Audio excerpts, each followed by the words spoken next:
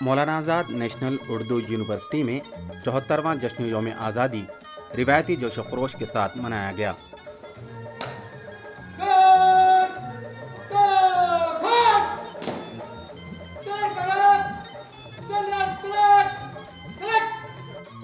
Incharge vice chancellor professor S M Rahmatullah نے قومی پرچم لہرایا۔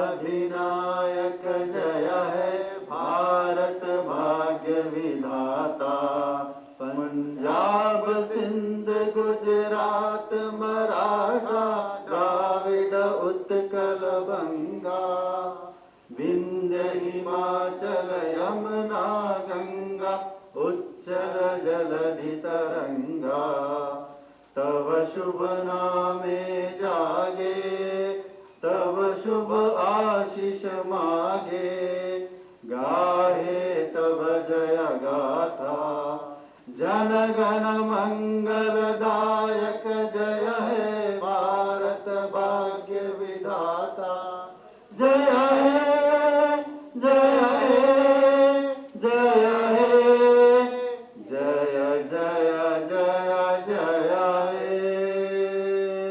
जय हिंद।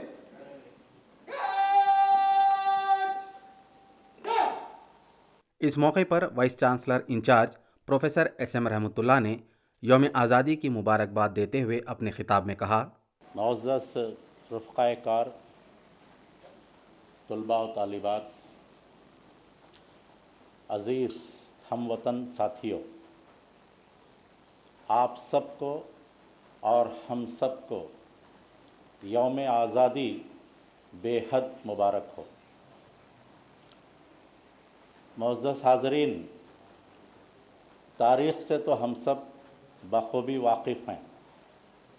ہم اس بات سے واقف ہیں کہ انگریزوں نے تجارت کی غرض سے ہمارے ملک کو آئے تھے اور بعد میں رفتہ رفتہ اس پر قبضہ کرتے ہوئے ہم پر حکومت کر رہے تھے۔ اس کے بعد کی تاریخ سے بھی آپ سب ہم سب بخوبی واقف ہیں۔ مہاتما گاندھی جی کی قیادت میں پنڈت نہرو جی، سردار پٹیل جی، مولانا ابوالکلام آزاد جی اور کئی رہنماؤں کی جد و جہد اور پھر کئی لوگوں کی جانی و مالی قربانیوں کے بعد ہمارا ملک آزاد ہوا۔ معزز حاضرین، مولانا ابوالکلام آزاد صاحب جن کے نام سے اس یونیورسٹی کو موسوم کیا گیا ہے، تحریک آزادی میں آگے آگے رہے۔ اس مرحلے پر یوم آزادی کے مناسبت سے اور پھر جن کے نام سے اس یونیورسٹی کو موسوم کیا گیا ہے، اس مناسبت سے میں یہ کہنا چاہتا ہوں کہ مولانا آزاد صاحب نے تحریک آزادی میں کارہائے نمایاں انجام دیا۔ ان کا ایک اہم کارنامہ ایک جانب تحریک خلافت تو دوسری جانب تحریک آزادی، ان دونوں تحریکوں کو ایک پلیٹ فارم پر لانا تھا۔ تحریک خلافت کے لیے انہوں نے جہاں قومی رہنماؤں کی تائید حاصل کی، وہیں انہوں نے تحریک آزادی میں مسلمانان ہند کو इन्वॉल्व किया। गोया इस तरह इन दोनों तहरीकों को एक प्लेटफॉर्म पर लाते हुए उन्होंने बहुत ही अहम काम, अहम खिदमत अंजाम दी।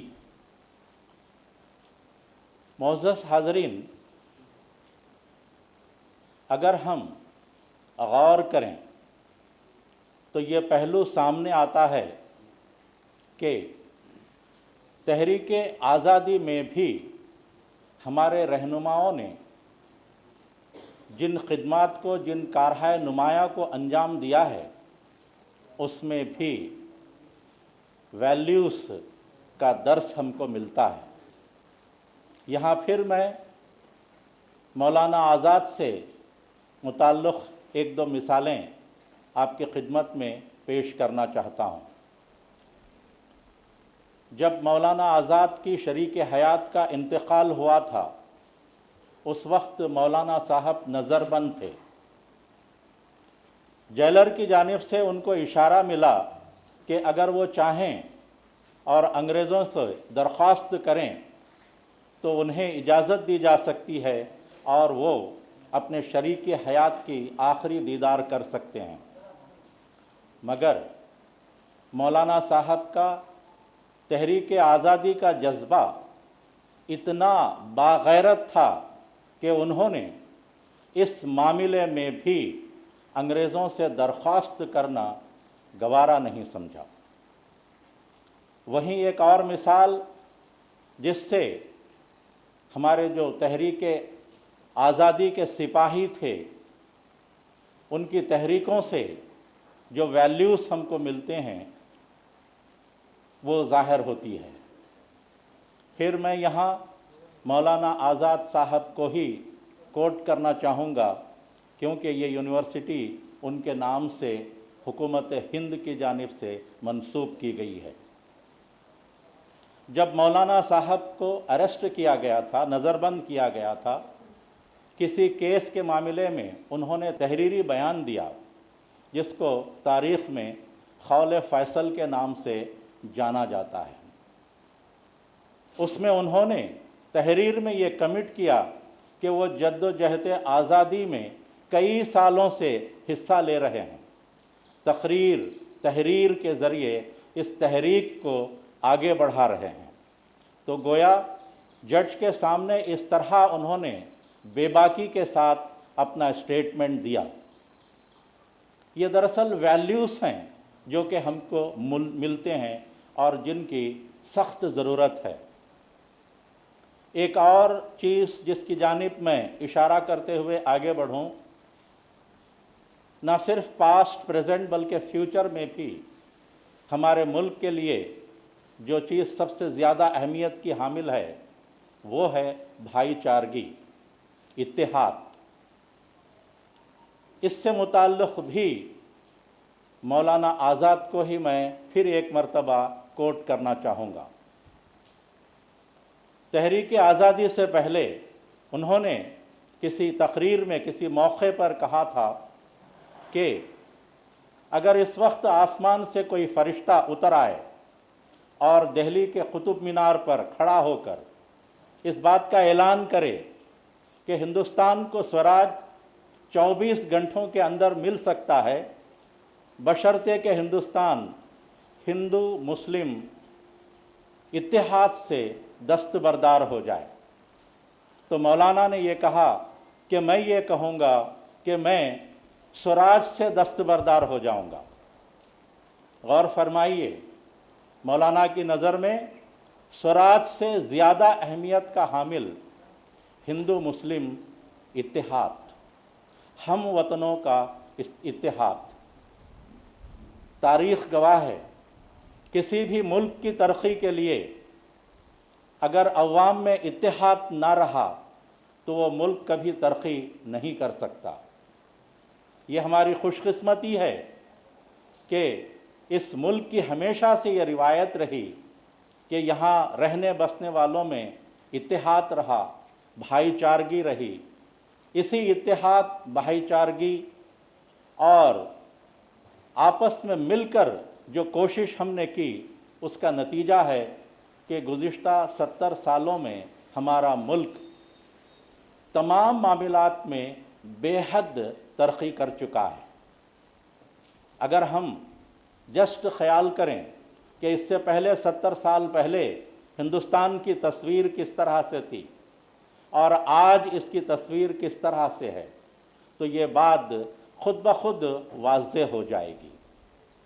یہ دراصل ہماری اتحاد کا، ہماری ملی جھلی کوششوں کا نتیجہ ہے، اور اسی اتحاد کو ہمیشہ برقرار رکھنا ہے اس ملک کی ترقی کے لیے۔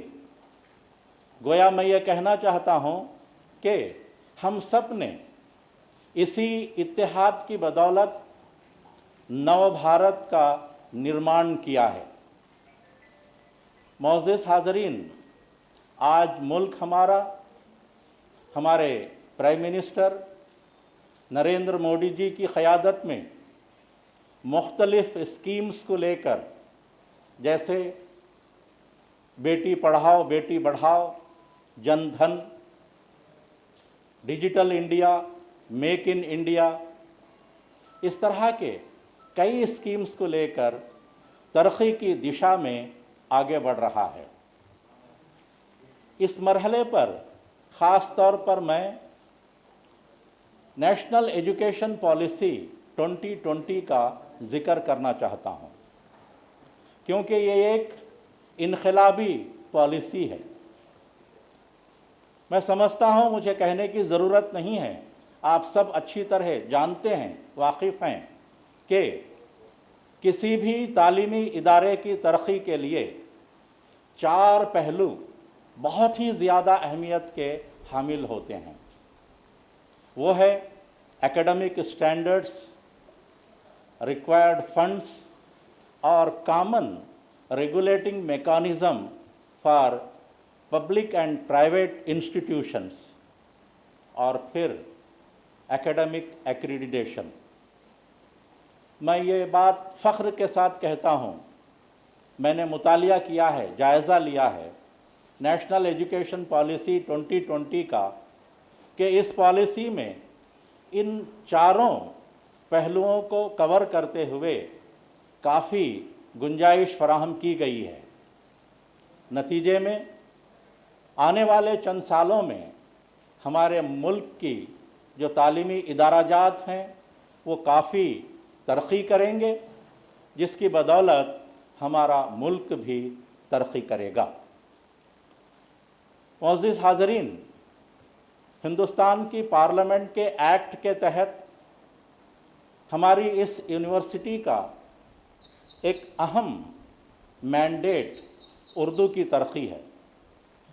اردو کی ترقی کے ساتھ تعلیم کو فراہم کرنا ہم سب کی ذمہ داری ہے۔ یہاں سرسری طور پر میں اس بات کا ذکر کرنا چاہتا ہوں کہ کسی بھی زبان کا وجود انسانی ضروریات کی تکمیل کے لیے ہوتا ہے۔ اگر ہم زبانوں کا ساتھ اور سرکاری سرپرستی حاصل ہو جائے تو وہ زبان کافی ترقی کرتی ہے، ورنہ اس کی اپنی تنزلی کے اسباب پیدا ہوتے ہیں۔ معزز حاضرین، اس بات سے ہم بخود واقف ہیں کہ اردو 100% ہندوستانی زبان ہے۔ اس کو لشکری زبان بھی کہا جاتا ہے۔ ہند اور آریائی زبانوں کی آمیزش کی بدولت عہد وسطیٰ میں اس زبان نے اس سرزمین پر جنم لیا۔ رفتہ رفتہ ترقی کرتے ہوئے ذریعہ تعلیم کا موقف بھی اس کو حاصل ہوا اور یہ سرکاری زبان بھی بنی، اور پھر آہستہ آہستہ ملک کی سرحدوں کو پار کرتے ہوئے دیگر ملکوں میں بھی اس زبان نے پہچان بنائی۔ تاہم بعد میں چاہے وجہ کچھ بھی ہو، اس کی تنزلی کے اسباب پیدا ہوئے، اس کی ترقی رک گئی۔ اس چیز کو محسوس کرتے ہوئے حکومت ہند نے یہ بیڑا اٹھایا کہ اس زبان کی ترقی کے لیے कोशिश करनी चाहिए।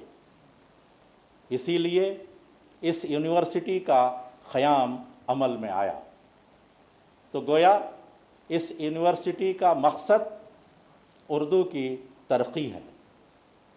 तो उर्दू की तरक्की के लिए गुज़िश्ता कई सालों से इस यूनिवर्सिटी में बहुत कुछ होते रहा है। एक बात मेरे जहन में जो आती है वो ये कि जहाँ हम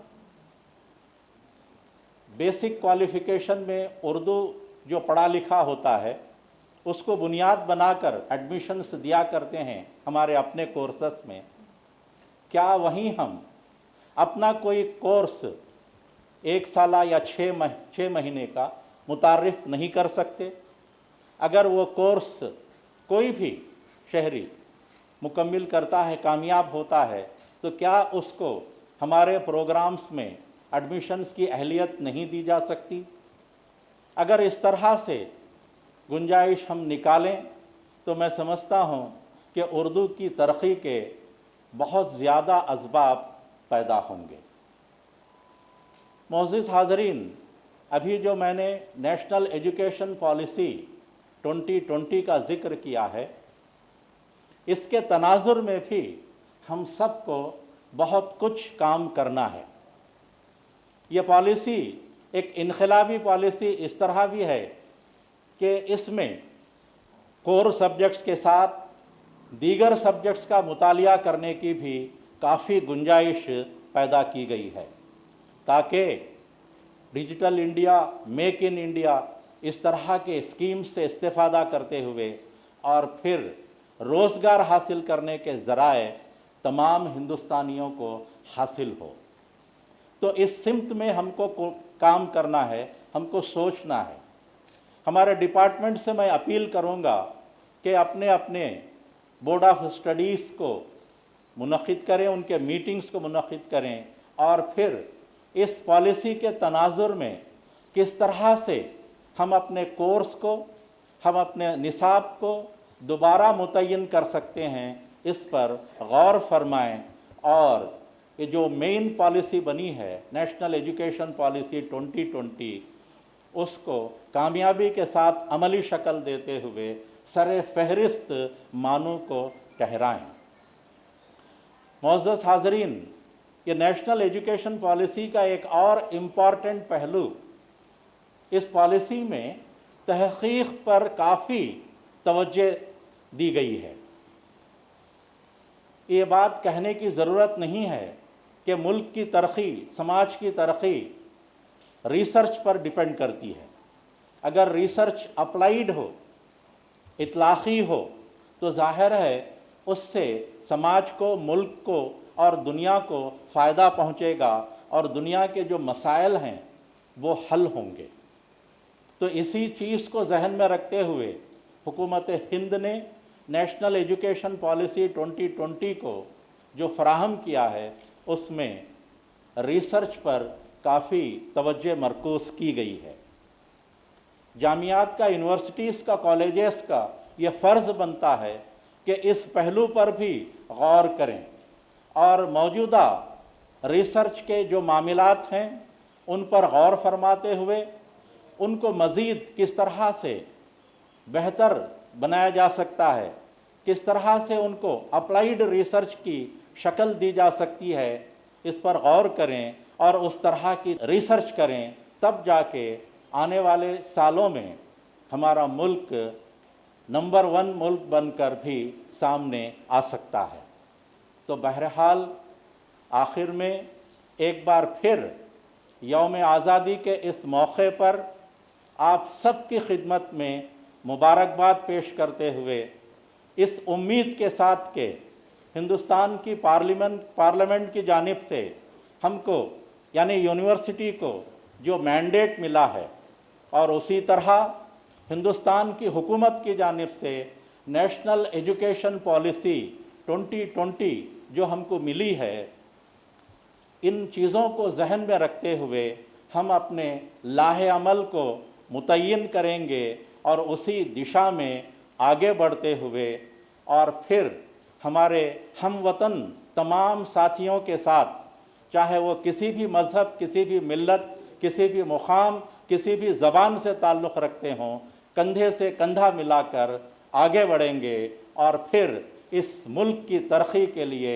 एकजुट होकर कोशिश ताउम्र करते रहेंगे।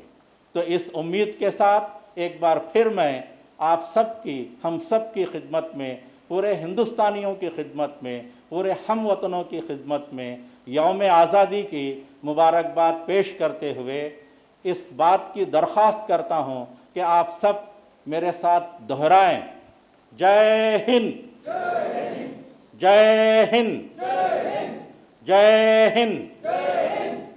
बहुत बहुत शुक्रिया।